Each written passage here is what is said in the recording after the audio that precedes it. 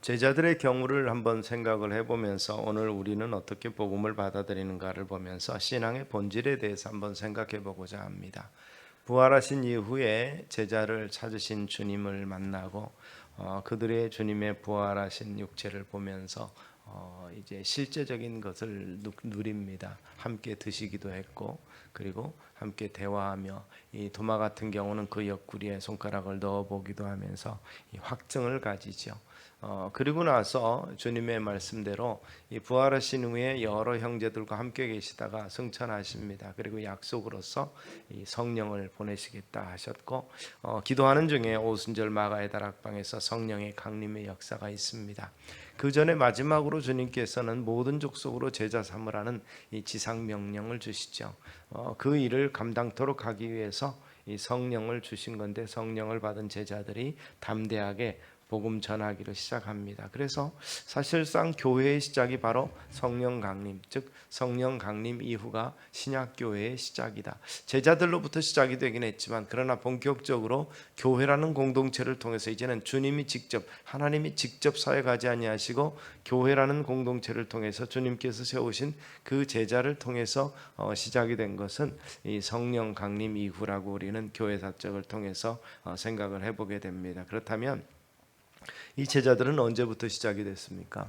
제자들은 주님께서 공생애를 시작하시면서부터 제자들을 부르셨는데, 오늘 본문이 바로 그 부분에서 시작 부분입니다. 제자들의 시작. 그런데 중간에 잠깐 우리가 생각해 볼 것은 주님을 경험합니다. 주님의 제자가 돼서 기사와 이적을 체험하고 말씀의 가르침을 3년 반 동안 잘 배웠고, 그리고 부활하신 주님을 목격한 제자들이지만 아직 믿음이 굉장히 연약한 상태에 있습니다. 한편으로는 믿음을 더하소서 이렇게 말하고 또 한편으로는 비유를 통해서 깨닫지 못함으로 인해서 결국 성령으로 말미암아서 지혜가 주기 전에는 완전한 그 부활하신 주님, 그 주님께서 이 땅에 오신 정확한 목적을 깨닫지 못하던 모습이었습니다. 그런데 주님께서 그렇다면 우리도 부활하신 주님을 바울처럼 직접 만나 뵈야지 믿음이 생기고 또 소명을 감당할 수 있는 능력이 생기는가 의혹을 가질 수도 있습니다. 그런데 주님께서 도마에게 그런 말씀을 하신 것을 우리는 기억하실 것입니다. 너는 나를 본고로 믿느냐? 보지 못하고 믿는 자들은 복되도다. 또 누가복음에 나타나는 부자와 나사로의 비유를 통해서 나사로를 좀 보내서 다시 살아나니까 증거를 하면 자기 형제와 또 가까운 사람들이 깨닫고 돌이키지 않겠습니까? 자기처럼 허망하게 이렇게 심판에 이르지 되지 않겠습니까? 요청을 했을 때 이 아브라함의 품속에 있는 나사로를 보내달라는 요청에 대해서 아브라함을 통해서 그런 메시지를 전해주십니다. 그들에게 율법과 선지자가 있다 이렇게 말씀하셨습니다. 그런데 그렇게 되지 않을 겁니다라고 부자가 항변하는데 소용없다고 말씀합니다. 그런데 율법과 선지자는 뭡니까? 바로 말씀입니다. 그들에게 이미 주어지는 말씀이 있기 때문에 그들을 듣고 그리고 나서 회개하고 돌이켜야 된다고 말씀하는데, 부자는 안 된다고 말하고 있습니다. 이 말이 무슨 말입니까? 이미 율법과 선지자가 주어졌는데 자기도 듣지 않았다는 뜻이죠. 이미 그들에게 메시지가 전해졌는데도 불구하고 듣지 않은 결과로서 심판에 이르게 되는 것인데, 제자들은 어떻습니까? 주님의 부름에, 그리고 500의 형제들은 주님과 직접적으로 배우면서 그 주님의 전파하신 바 천국의 복음을 받아들인 사람들이라는 것이죠. 이 부분을 생각해 볼 때 기사와 이적을 체험하고 따른 것이 아니라 주님의 부르심에 합당하게 모든 것이 옳은 것이라고 생각하고 마땅히 여기면서 주님을 따랐던 제자들의 모습을 보면서 보지 못하고 믿는 자들, 즉 말씀의 진리가 선포될 때 그것을 순종하고 믿는 자들이 얼마나 복된 것이며, 또 그것을 통해서 주님께서 제자들을 세우시고 훈련시키시고 열매 맺게 하셨다는 사실을 우리가 기억하면서, 우리들의 입장은 어떤 면에서 보면 부활하신 주님을 직접적으로 체험하지는 못하지만 주님이 남겨놓으신 메시지와 성령의 역사를 통해서 우리가 새롭게 되고 변화되고 제자의 사명을 감당하게 되지 않을까를 생각해 보는 것입니다. 그래서 오늘 본문 보니까 주님께서 시작하면서 복음을 전파하면서 시작한 말씀은 때가 찼고 하나님의 나라가 가까웠으니 회개하고 복음을 믿으라, 구원하시는 하나님의 구속 계획을 믿으라고 말씀하고 있는 것을 우리가 기억하실 수 있게 되기 바랍니다. 그래서 이 복음이 뭔가, 신앙생활하는 이 복음을 받아들이는 신앙의 본질이 뭔가를 생각해보면 먼저 하나님 나라를 경험하고 전하는 것이 결국 신앙인의 삶의 본질이라는 것을 알 수가 있습니다. 제자를 부르신 목적, 마지막으로 모든 족속으로 제자 삼으라는 주님의 부탁 명령, 이것의 핵심적인 내용은 바로 이 하나님 나라, 회개하고 하나님 나라가 가까이 왔으니 복음을 믿으라. 그 하나님 나라의 백성됨을, 그리고 하나님의 구속하시기 위해서 이 놀라운 섭리를 가지고 예수 그리스도를 이 땅에 보내시고 십자가의 죽음과 사흘 만에 부활을 통해서 우리를 구속하시는 그 은혜의 복음을 믿으라고 이야기하고 있는 것입니다. 주님의 첫 외침은 바로 때가 찼으니, 바로 지금입니다. 이때 시간이 되었는데, 흘러가는 시간, 헬라어로 여기서는 이 크로노스라고 흘러가는 시간을 표현하지 아니하고 카이로스라는 단어를 이 마가가 기록을 했는데, 이 카이로스라는 건 지금 이 시각, 때를 말합니다. 지금 당장이죠. 시간이 흘러가는 시간적인 그 시간적인 그런 이 내용을 말하는 것이 아니라 지금 이 순간에 예수 그리스도를 믿으라, 즉 복음을 받아들이라, 이렇게 이 선포하고 계신 것입니다. 하나님께서 이 시각에 하나님 나라가 임하고 들어오시니 받아들이고 영접하고, 그리고 복음에 합당한 삶을 살라고 강조하고 계시는 것이죠. 오랜 세월 방황과 타락의 삶을 살았고 이 죄악과 악한 습관의 굴레에서 벗어나지 못한 상황 속에서 주님께서 임재하셔서 그가 돌아가실 때 위패에 그 걸려있던 것처럼 이스라엘 유대인의 왕이라 이렇게 표현된 그것처럼, 그리고 빌라도는 내가 당연히 쓸 것을 썼다고 말하는 것처럼 예수님의 우리의 왕 되시고 주 되심을 인정하는 것이죠. 통치자, 즉 다스리는 자가 되심을 인정하는 것이죠. 세상적인 지도자가 뛰어나면 나라가 평안하고 부강해집니다. 그러나 지도자가 온전치 못하고 지혜롭지 못하면 정말 여러 가지 어려운 역사가 반복이 되는 것을 볼 수가 있습니다. 많은 역사 속에서 보면 일국의 지도자가 잘못됨으로 말미암아서 어떻게 보면 지금 우리나라보다도 훨씬 잘 살던 나라가 그렇게 되지 못한 나라가 우리 주변에도 있고, 또 굉장한 이 부를 누리고 있던 나라가 어느 날 갑자기 최빈국으로 바뀌었던 이 세계적인 역사를 볼 수가 있는데, 보면 대부분 다 지도자들을 잘못 만난 탓입니다. 그런데 굉장한 약한 나라였는데도 불구하고 지도자를 잘 세우고 그가 통치하는 25년 동안 세계 선진국의 대열에 들어간 조그만 도시국가를 우리가 볼 수 있는데, 잘 아시는 것처럼 싱가포르죠. 140년 동안 영국의 지배를 받았습니다. 그리고 나서 독립이 돼서 말레이시아 연방에 가입했지만 너무 가치가 없다고 생각하니까 연방에서 그들을 퇴출을 시켜서 독립을 시켜버렸는데, 한 사람이 등장을 합니다. 아시는 것처럼 리콴유라는 총리가 등장해서 우리의 미래를 위해서 여러분 한 마음이 됩시다라고 하면서 그는 욕심 없는 통치를 잘 펼칩니다. 그래서 그가 통치하는 25년 동안 싱가포르는 정말 깨끗한 도시국가가 되죠. 마약 없는 마약 청정 국가가 되고 소매치기가 없는 나라가 됐고, 그리고 거리에 쓰레기와 담배꽁초가 없는 나라가 됐고, 국민소득이 세계 거의 G4에 가까운 그런 이 국민소득을 일으킨 놀라운 나라가 됐습니다. 개인적인 욕심과 권력에 대한 집착을 버리고 결국 나라와 미래를 위해서 헌신한 지도자의 모습을 통해서 놀라운 이 변화를 우리는 현대 근대사를 통해서 볼 수가 있었습니다. 한 지도자의 놀라운 이 어떤 헌신이 결국 그의 비전과 이런 것들이 나라와 민족을 바꾼 것을 우리는 볼 수가 있는데, 하나님의 나라가 시작이 되는데 세상의 모든 통치자보다 더 위대한 그분이 직접 다스리시고 그분이 오셔서 하나님의 나라가 시작이 됐다고 지금 이 복음 전파를 하고 계시는 것입니다. 우리 주님은 어떠신 분입니까? 우리 주님은 모든 것을 아시는 제2위신 하나님이십니다. 그분께서 통치하시고 그분께서 다스리신다는 거죠. 세계 역사 속에서 보면 로마가 그 당시 복음이 전파될 때 당시는 로마가 세계를 지배하던 때였습니다. 그들의 구호는 뭐였습니까? 역사 속에서 이 팍스 로마라라, 이 로마가 주는 세계적인 평화를 얘기했지만, 이 로마 시민권을 가진 사람들에게는 그것이 세계적인 평화지만, 그러나 피지배층에 있어서는 두려움과 불안과 공포가 진행이 되고, 주변 국가에서는 언제 로마가 세력 확장 확장을 위해서 우리나라를 침범해 올지 두려움의 세상을 가지고 있는 불완전한 것이었습니다. 그 지배의 역사가 영원할 것 같았지만 로마도 결국 이 흥망이 세계 역사 속에서 모든 제국처럼 그렇게 된 것을 볼 수가 있습니다. 그런 면에서 주님께서 바로 그러한 이 로마가 세계를 지배하고 있고 나름대로 이 평화적이고 뭔가 이루어질 것 같은 영원히 지속될 것 같은 그 나라에 하나님의 나라가 임했고 황제보다도 이 통치자보다도 훨씬 더 강력한 능력이 있는 그분의 나라가 시작이 된다는 선포를 하신 것을 우리는 기억하시기 바랍니다. 주님은 선하시고 긍휼이 풍성하신 분이며 신실하신 분이고 그분의 말씀 안에 모든 것을 이기게 하는 능력이 있으며 가장 중요한 의미 속에서 사죄의 은총이 있습니다. 그리고 천지 만물을 창조하실 때 함께 하셨던 창조주라는 사실입니다. 그런데 그분이 말씀으로 통치하신다고 성경은 약속하고 있습니다. 그 말씀을 온전히 붙잡고 순종할 때 놀라운 하나님 나라의 은혜들을 경험할 수 있게 된다고 오늘 성경이 약속하고 있음을 우리가 기억하시기를 바랍니다. 그래서 사도 바울은 로마서 14장 17절을 통해서 하나님의 나라는 먹는 것과 마시는 것이 아니요 오직 성령 안에서 의와 평강과 희락이라 이렇게 말씀하신 것을 우리가 기억하시기를 바랍니다. 이 복음, 가까이 있는 하나님의 복음에 대해서 주님께서 그렇게 선포하시는 것이죠.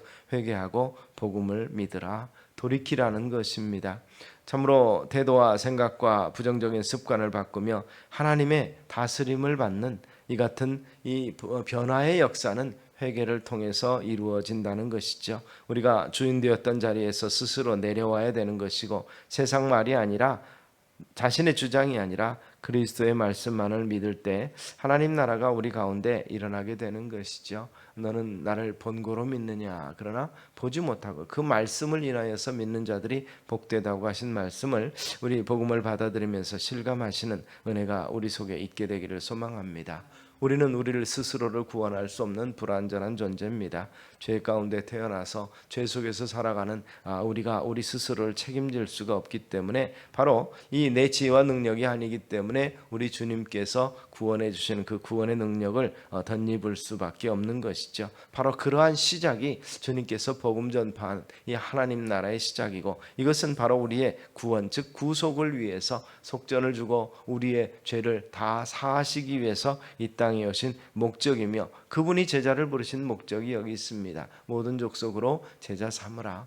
너희 구원으로 끝나는 것이 아니라 복음의 확장성을 가지라. 하나님의 나라가 전파되는데 그 일익을 감당하라고 제자들을 부르셨다는 것을 기억하시기를 바랍니다. 먹는 것과 마시는 것이 아니라 의와 평강과 희락이라. 그것이 우리 속에서 이루어지면서 우리 공동체 통해서 이루어지면서 아직도 진정한 의와 그리고 평강과 희락을 알지 못하는 자들에게 이 복된 소식을 전하는 것이 믿음을 가진 자들의 삶의 진실이어야 된다는 것이죠. 그리고 실체해야 한다는 사실을 주님은 오늘 말씀하고 있음을 우리가 기억하시기를 바랍니다. 즉 우리는 단순히 예수 믿고 천국 간다, 예수 천당, 불신 지옥에 머무르는 것이 아니라 그 우리가 죽고 난 다음에 앞으로 미래에 들어갈 천당을 생각하는 수준에서 머무는 것이 아니라 우리가 그로 말미암아서 그 복음을 받아들이고 변화된 삶의 열매가 무엇으로 나타나는가? 제자 삼는 사역으로 복음 전파로 하나님 나라에 전파하는 일로서 나타나야 됨을 우리는 말씀을 통해서 배울 수 있게 되기를 바랍니다.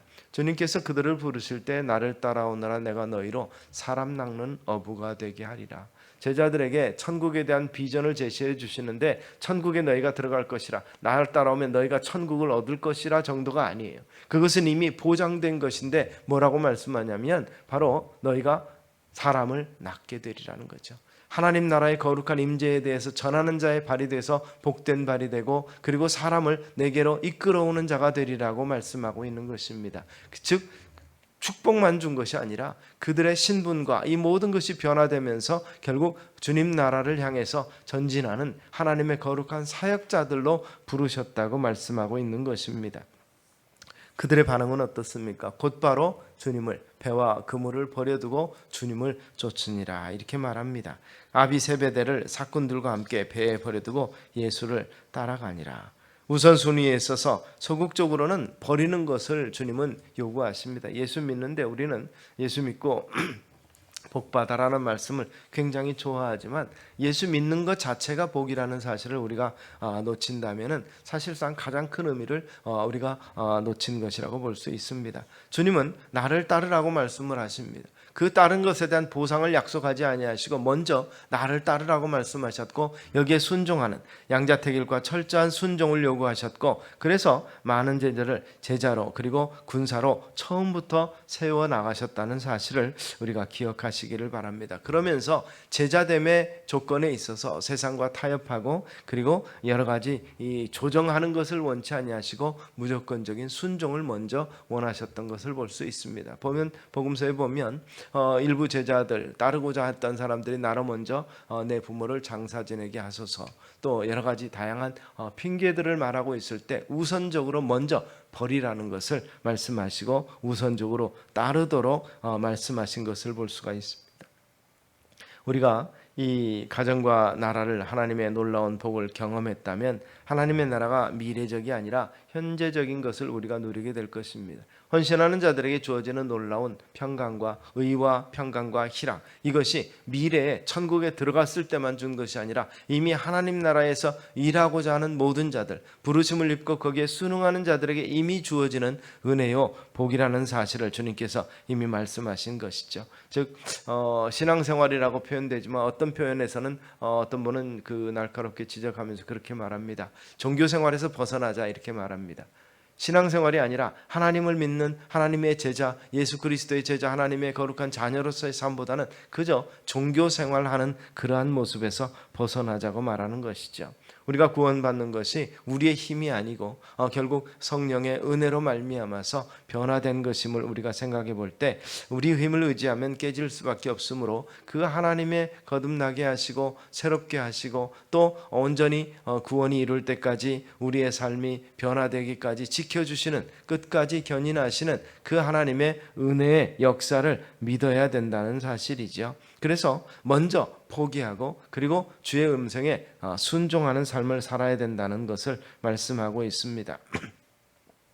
조금 어려우면 포기되어지는 연약한 자들이 아니라 그 어려움을 극복할 수 있는 강한 용사들이 되기를 주님께서는 원하신다는 것이죠. 그래서 나 혼자서 그저 복음을 받아들인 것으로 안주하는 것이 아니라 정말 제자 삼는 사역으로서 복음이 전파돼서 많은 사람들에게 이 복음의 진수를 알려주는 자들이 되어야 될 것을 말씀하고 있는 것입니다. 그래서 너희는 가서 모든 족속으로 제자 삼아 아버지와 아들과 성령의 이름으로 세례를 주고 내가 너희에게 분부한 모든 것을 가르쳐 지키게 하라.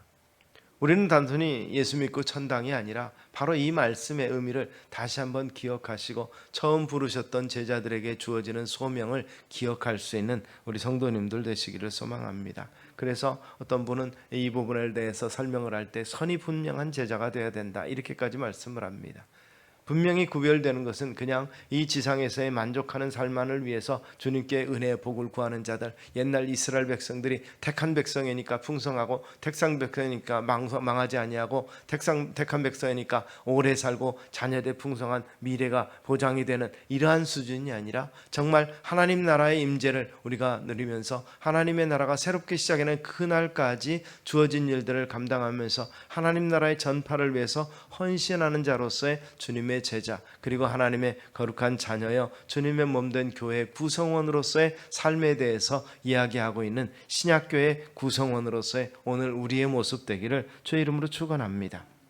그래서 정말 우리가 번성하는 것은 그저 예수 믿고 놀라운 증거들이 있습니다. 그런데 그 증거가 의와 희락과 평강이 아니라 물질적인 부와 세상적인 지위와 그 유대인들이 누렸던 오복과 칠복 이런 모든 것들만을 바라는 그러한 삶이 아니라 거룩해지는 모습, 하나님의 뜻을 이루고 하나님과 함께 참으로 하나님의 나라를 기대하면서 소망하면서 나가는 그러한 모습 되기 위해서 정말 진정한 제자가 되기 위해서 누가 알아주어서가 아니라 직분이 있어서가 아니라 다른 사람의 눈치 때문이 아니라 정말 주님이 우리를 사랑하시고 우리를 부르신 그 부르심에 합당한 삶의 모습을 만들어 가도록 위해서 지금도 일하시는 그 성령을 인하여서 우리가 감사할 수 있고, 그리고 그 일을 위해서 우리가 우리 자신을 드릴 수 있는 우리 성도님들 다 되시기를 소망합니다. 그러기 위해서 우리에게 필요한 것이 무엇이겠습니까? 먼저 그 하나님의 나라가 우리 안에 임재해야 되는 것이죠. 하나님 나라의 평강과 의를 경험해야지 전할 수 있지 않겠습니까?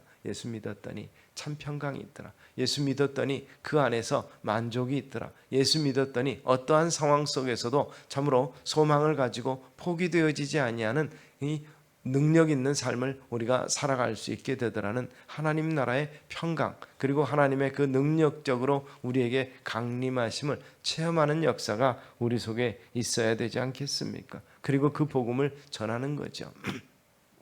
누구도 지금은 우리는 교육이나 이런 것들이 일반화되면서 그런 걸 배웁니다. 온실 속에 화초 같은 자녀를 원치 않는다고 말씀하시는 것처럼 하나님께서도 우리를 온실 속의 화초처럼 기르는 것을 원치 아니하실 것입니다. 어느 곳에서든지 정말 하나님의 거룩한 자녀로서, 빛의 자녀로서 감당할 만한, 그리고 주님의 이 복음의 군사로서의 감당할 만한 강인함이 우리에게 요구될 것입니다. 그것을 위해서 주님은 우리는 연단하시기도 하시고 훈련하시기도 하시고, 그리고 나서 또 어떤 때는 휴식과 평안함도 주시기도 하시는 그 같은 상황 속에서 결코 우리는 버려지지 아니하고 또 그런 면에서는 포기되어지지 아니하는 우리의 삶이라는 것을 우리는 기억하시고, 그 나라 경험과 그 다음에 복음을 전하고, 그리고 선이 분명하게 주님인가 아닌가, 진리인가 아닌가를 분명하게 구별하면서 세상과 마주 대할 수 있는, 그러면서 세상의 끝이 곧 다가온다고 약속하시는 그 말씀을 생각하면서 그 나라의 임재를 위해서 헌신하시는, 또 열심을 내시는 우리 성도님들 다 되시기를 주의 이름으로 축원합니다. 우리가 있음으로 인해서, 우리가 온전함으로 인해서 바른 제자의 삶으로 말미암아서 자신이 새롭게 되고 가정이 변화되고 주변 공동체가 바뀌어지는 역사가 우리 속에서 일어나게 되기를 주의 이름으로 축원합니다. 기도하겠습니다. 살아계신 아버지 하나님, 참으로 은혜로운 삶을 살아가고 은혜의 시대에 성령의 도우심을 따라서 정말 참된 제자의 모습을 보이는 신앙의 본질이 바로 서는 우리의 모습이 될 수 있도록 은혜를 더하여 주시기를 원합니다. 주님께서 선포하셨던 이 하나님의 나라의 의와 평강과 희락을 먼저 맛보며 누리는 우리가 되게 하시고, 그로 인하여서 이 하나님 나라의 기쁨과 온전함을 전하기에 부족함이 없는 주의 거룩한 백성들, 그리고 복음의 군사들 되게 하옵소서. 예수님 이름으로 기도드리옵나이다. 아멘. 다 같이